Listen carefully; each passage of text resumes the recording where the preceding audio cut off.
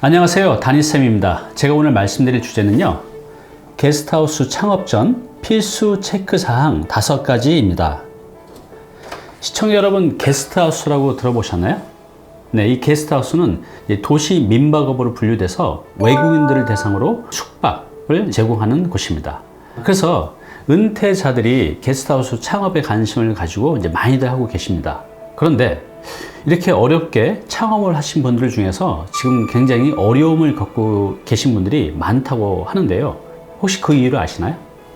네, 오늘은요, 이 게스트하우스를 준비 중인 분들을 위해서 게스트하우스 창업 전에 반드시 체크해야 될 이제 5가지에 대해서 알아보고요. 또 이와 관련해서 고민해야 될 사항에 대해서도 함께 알아보겠습니다. 자, 보시기 전에 구독, 좋아요 부탁드리겠습니다. 네, 지금 여기 보시는 것은 제가 이제 신문 기사를 스크랩한 겁니다.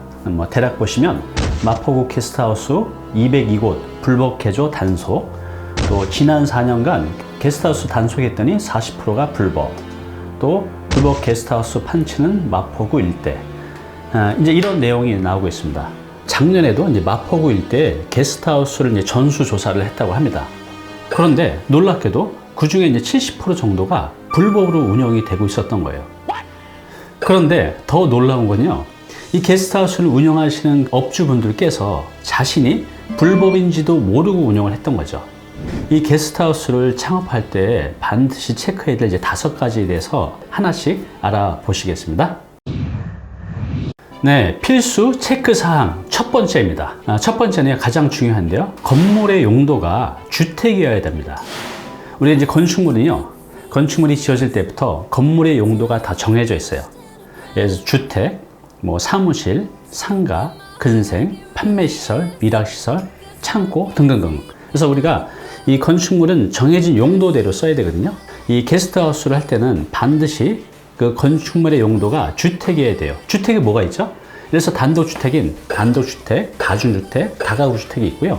공동주택이라고 있죠. 그래서 공동주택은 여러분들이 잘 아시는 아파트, 다세대주택, 연립주택, 도시형 생활주택 등들이 이제 속합니다. 그런데 지금 이런 주택에서 하시는 게 아니라 근린생활시설, 고시원, 또 업무시설인 오피스텔, 상가, 이런 데서 불법 개조를 통해서 게스트하우스를 하시는 분들이 굉장히 많이 있다는 거죠. 이게 주택에서 해야 되는지를 모르시고 이렇게 창업하시는 분들도 간간히 계세요. 조심하셔야 됩니다. 그래서 첫 번째입니다. 반드시 건축물의 용도는 주택이어야 됩니다. 네, 필수 체크사항 두 번째입니다. 게스트하우스를 하시는 분은 전입신고를 하고 실제 거주해야 됩니다. 다시 한번 말씀드릴게요. 이 게스트하우스를 하는 이 창업주는요, 실제로 그 주택에 거주를 해야 되고요, 전입신고를 해야 됩니다. 실제로 거주를 하지 않거나 또 전입신고가 되어 있지 않으면 이 게스트하우스를 운영하는 것은 이제 불법으로 간주가 됩니다. 네, 필수 체크사항 세 번째입니다. 세 번째는요, 사업주 거주 면적을 포함해서 전체 면적이 230제곱미터 이하여야 됩니다. 다시 말씀드릴게요. 사업주 거주 면적을 포함해서요, 전체 면적이 230제곱미터보다 작아야 된다는 뜻입니다. 230제곱미터면 평수로 환산하면 대략 70평 정도 돼요. 사업주가 거주하는 면적을 포함해서 그게 한 개층으로 되어 있든 3층으로 되어 있든 이 모든 합계가 230제곱미터 이하, 즉 70평 이하여야 된다는 거죠. 그런데 의외로 이것을 초과해서 운영하시는 분들이 굉장히 많이 계십니다. 보통 이제 이게 규모의 경제라고 하죠. 이 게스트하우스도 규모를 좀 키울수록 어차피 운영하는 그 한 사람이 많은 사업 면적을 운영을 해야 수익률이 더 좋아지잖아요. 그래서 이것을 초과해서 운영하는 분들이 이제 간혹 있습니다. 또 이걸 모르고 운영도 하시는 분들 더 많고요. 반드시 기억하셔야 됩니다. 사업주의 거주 면적을 포함해서 전체 면적은 70평 이하여야 됩니다. 네, 필수 체크사항 네 번째입니다. 네 번째는요, 외국인만 전용으로 운영을 해야 됩니다. 다시 말씀드리겠습니다. 외국인만 전용으로 운영을 해야 된다는 거죠. 이 게스트하우스는요, 이 관광진흥법상 외국인 관광 도시 민박업으로 분류가 돼 있어요. 그래서 외국인을 대상으로만 운영하게 돼 있습니다. 그런데 게스트하우스 보면 외국인도 하지만 내국인을 받는 분들도 꽤 있기 때문에 이제 이것이 이제 불법으로 이제 걸리는 경우도 많이 있기 때문에 조심하셔야 됩니다. 반드시 외국인을 대상으로만 해야 됩니다. 필수 체크사항 5번째입니다. 5번째는요, 이 사업주가 외국어 서비스가 가능해야 됩니다.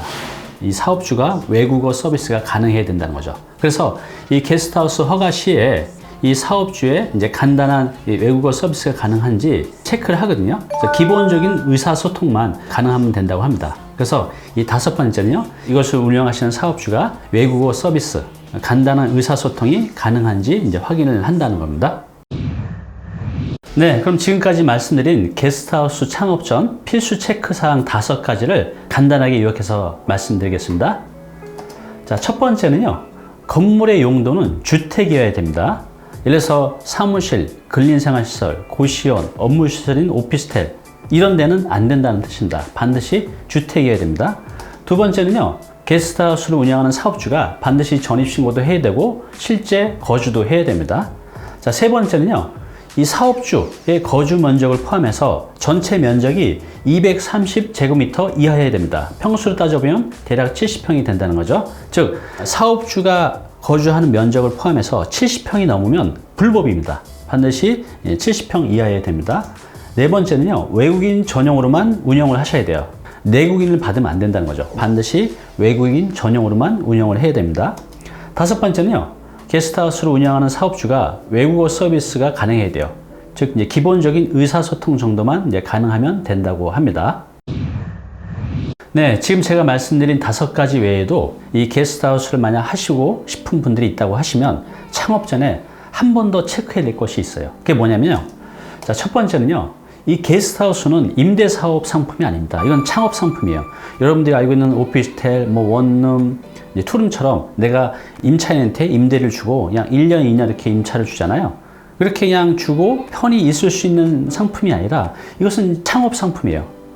매일매일 홍보도 해야 되고 여기에 민박할 외국인들도 받아야 되고, 그래서 이것은 고시원처럼 또 여관처럼 어찌 보면 이건 이제 창업 상품에 가까워요. 내가 기본적인 노동력을 또 제공하고 항상 신경을 써야 된다는 거죠.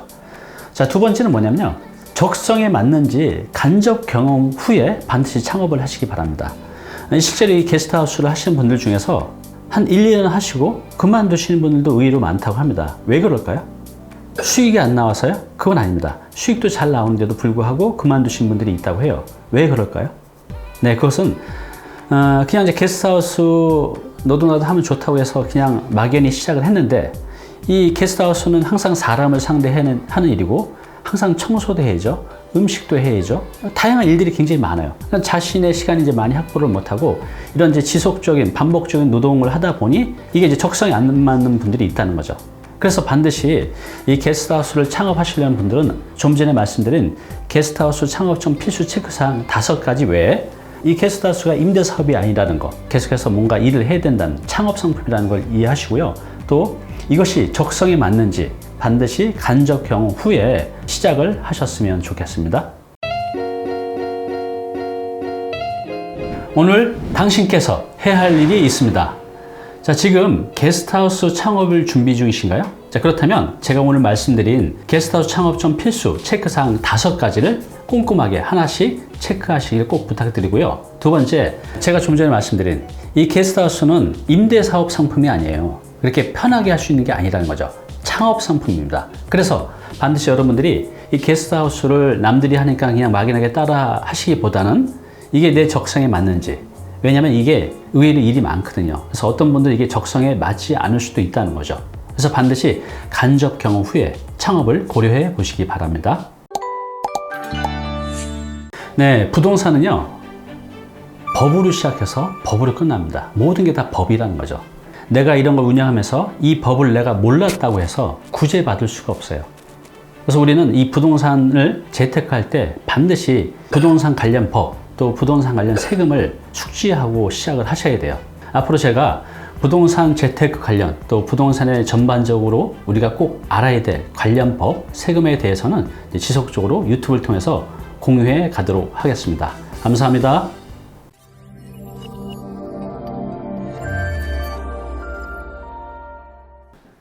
네, 오늘 정보 도움이 좀 되셨나요? 앞으로 이런 정보 계속 받아보실 분은요, 여기 구독 부탁드리고요. 그 다음에 오른쪽은 제가 추천하는 영상입니다. 꼭 한번 보시기 바랍니다.